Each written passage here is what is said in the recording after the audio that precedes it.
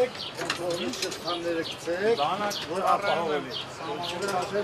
Նստելուց առաջ մարդիկ սովորաբար ինչ են հարցնում։ Նորմալ է, անվտանգությունը ապահովված է, ասում եմ այո։ Որտե մենք ես եմ անում այդ ամեն ինչը։ Օրը միջինը 6000 տոների մինչև 70000 երեխա ու մեծ հենց այս կարուսելների վրա է ուրախ ժամանց անցկացնում։ Մայրաքաղաքային ամենամեծ զբոսայգին օդում եւ ջրում մեծ փոքր մոտ 60 զվարճահարմարանք ունի։ Հիմա երեխեքը գնալու են ամառային սեզոնը սկսվում։ Սկսվելու է կարուսելները։ Ոչ մի կարուսել այսօրվա դրությամբ լա չեն եկել փորձակնություն չեն անցել։ Կառույցում ամբողջ երկրի մասշտաբով գրանցված է ընդամենը 6 կազմակերպության 48 զվարճասարք։ Օրենքն ասում է, ինչպես կարուսելները, այնպես է շինարարական կռունկները, բենզա եւ գազա լցակայանները, քիմիական նյութեր օգտագործող ձեռնարկությունները, կաթսայատները, հանքերը, վերելակները, անգամ մոտորանավակները, ամեն ինչ, որտեղ տեխնիկական անվտանգության առումով կարող է հարց առաջանալ, պետք է յուրաքանչյուր տարվա համար փորձաքննության ենթարկվեն մինչև ապրիլի 1-ը։ Գրանցվել է կամավոր է, չգրանցվելու համար տուգանք կա, գանձող չկա, այստեղից էլ սկսվում է տեխնիկական անվտանգության ապահովման մասին օրենքի բաց թողումները։ Շնիկը խնդրե նայեք, վիբրատորը բետոնանումի ժամանակ շնորհքն է դրածանդը։ Ամրանագործների հաստոցները ներքև ասենք, ամրանալարը ձգելու համար, ծրելու համար։ Օրենքի անկատարության պարզ օրինակ, տարվա մեջ մի անգամ փորձաքննություն հաղթահարած վերամբարձ կռունկը կարող է շինհրապարակներ փոխել։ Թվում է պետությունը չգիտի, որ նման սարքը տեղաշարժվելիս քանդվում, նորից է հավաքվում։ Պաշտոնյաներն էլ երևի Բաղրամյան պողոտայով չեն անցնում, որպեսզի նկատեն, թե ինչպես է անխռով աշխատող կռունկը 500 մետրից երկաթբետոն է զույգ պանելների նշանակետում պահում փողոցի երթևեկությունը։ Ակի մարդիկ չեն վախում։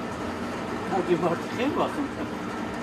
Ես որ չեմ վախում, իրանք չեն վախենա։ Որ էլիտար 18 հարկանին բարձրացնող մեխանիզմը անվտանգության փաստաթուղթ ունի, պետք է հավատալ աշխեկին։ Տարօրինակն այն է, որ պետական ոչ մի վերահսկող չի ցանկացել այն տեսնել։ Տեխնիկական եզրակացությունը կառուցապատողի Վանաձորի գրասենյակում են նույնիսկ Երևան չեն բերել։ Զարմանում են թուղթը տալուց հետո, որպես կանոն հարցնող չի լինում։ Անվտանգության փաստաթուղթ ունեք։ Ամեն ինչ։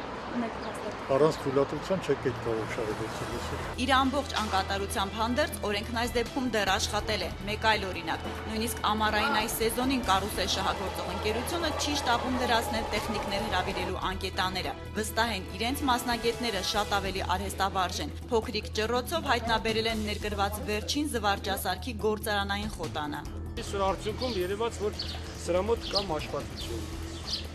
որը նորը պետք է դրվի, նորն էլ արդեն տեղադրվել է։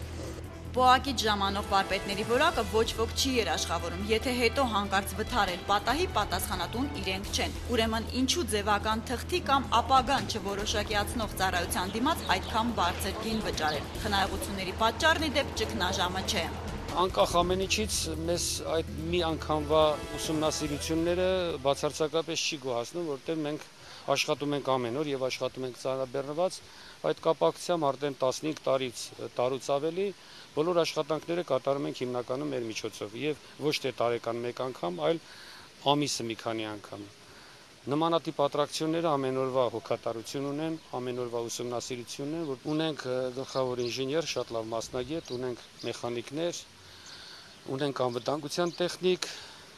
ունենք հատուկ եռակցման աշխատանքներ կատարող վարպետներ, որոնք զուտ անում են մեր զբոսայգու հետ կապված բոլոր աշխատանքները։ Փորձաքննության գնի պատճառով օրենքի դաշտ չեկող տնտեսվարողներին գեներալ Պետրոսյանը զգուշացնում է. անվտանգության վրա խնայողություններ չանել, սա այն ոլորտն է, երբ պատահականությունն է դեր խաղում։ Քանի վերելակում ճոպան կտրվեց, քանի գազալցակայան պայթեց եւ անգամ վթարված Նայրիտը փորձաքննություն չէին անցել։ Ով դիմում է, նրան են գրանցում։ Սկզբունքով 2006-ին սկսած գույքագրման արդյունքում այսօր հայտնի է։ Հայաստանում կան տեխնիկական հատուկ ուշադրության ենթակա 12000-ի կարգի օբյեկտներ եւ 6000 սարքավորումներ։ Դա ամբողջի միայն մի մասն է, մյուսները գրանցված չեն, փորձաքննություն չեն անցել, բայց աշխատում են։ Ի վերջո, ով պետք է վերահսկի դաշտը հայտնաբերի փորձաքննություն չանցածներին, այս հարցի պատասխանը չկա։ Օրենքով այս ոլորտը ազգային կենտրոնն ու իր լիազոր մարմինը արտակարգ իրավիճակների նախարարությունն են կարգավորում։ Տուգանքով է գրում։ Տուգանքը լիազոր մարմինն է գրում։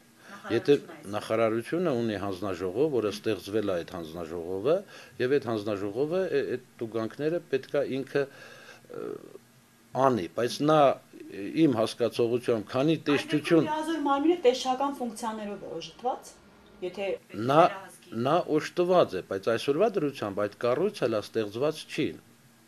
Լիազոր արտակարգ իրավիճակների նախարարությունում այսօրվա դրությամբ այդ տեսչությունը չկա,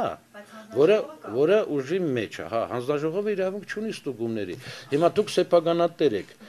ով իրավունք ունի առանց դատարանի որոշման մտնի ձեր սեփականությունը ստուգելու։ Ձեր տունը ով իրավունք ունի մտնելու։ Նույնն էլ դա սեփականություն է։ Օրենքի մեկ այլ հակասություն կասկածելի որևէ գործով վարչական վարույթ հարուցելիս նոր զննության համար նախարարությունը պետք է դիմի նույն ազգային կենտրոնին, որքան ազնիվ կլինեն մասնագետները կրկնակի եզրակացություն տալիս, մանավանդ որ սխալվելու դեպքում 500,000 դրամ տուգանք են վճարելու հայտնի չէ, ավելի ճիշտ ակնհայտ է։ Հնարավոր համարում եք դեպքը, որ ՕԱԿ-ը իր տված դրական եզրակացությանը ձեր վարչական վարույթում տա բացասական եզրակացություն օրինակ։ Այսինքն համ ինքը տա դրական, համ էլ ինքը հետո տա բացասական։ Եթե ռեեստրում գրանցված կազմակերպություն է, որի նկատմամբ դուք ուզում եք վարչական վարույթ հարուցեք ինչ-որ խնդրով, ՕԱԿ-ը, որի մասնագետը պետք է գա փորձաքննություն անցկացնի, իր տված դրական եզրակացությունը հերքի այդպիսի տարբերակ համարում եք։ Ինքը իր տված դրական, այդ դեպքում մարդը պատասխան կտա։ Որովհետև եթե անցկացրել է փորձաքննություն, մի անգամ տվել է մի կարծիք, հետո նույն փորձաքննության հիման վրա տալիս է երկրորդ կարծիք, մարդը սկսում է պատասխանատվություն կրել դրա համար։ Սա արդեն վարչական վարույթի հետ կապ չունի, սա կոնկրետ ծառայողական պարտականությունների կատարման, իր պաշտոնի համապատասխանության եւ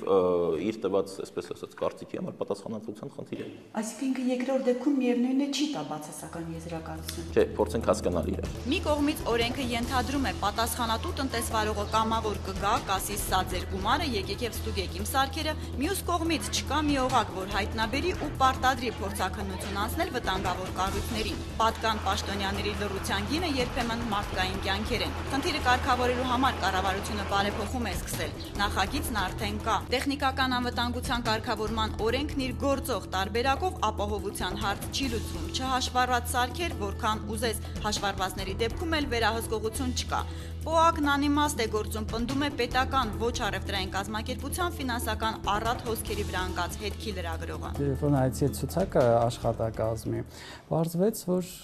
լավ բիզնես է դարձել ՕԱԿ-ի տնօրենի համար, իր ամբողջ ազգականներին տեղավորել է այդ կառույցում, աղջիկը, Փեսան, Սանիկը, հորեղբոր տղան, հորեղբոր թոռը եւ այլն։ Այսպես շարունակ։ Միայն ազգականներով մասնագետներ չեն։ Նրանց զգալի մասը մասնագետներ չեն, ցավը դա է։ Եթե մասնագետներ լինեն, ինչ որ չափով էլի հասկանալի է, բայց մասնագետներ չեն։ Ու ցավը նա է, որ իրենք ստանում են բավականին բարձր աշխատավարձ։ Օրինակ աղջիկը Սերինե Պետրոսյանը իր օգնականն է, ստանում է ամսական 600,000 դրամ։ Նույն Աշոտ Պետրոսյանը ստանում է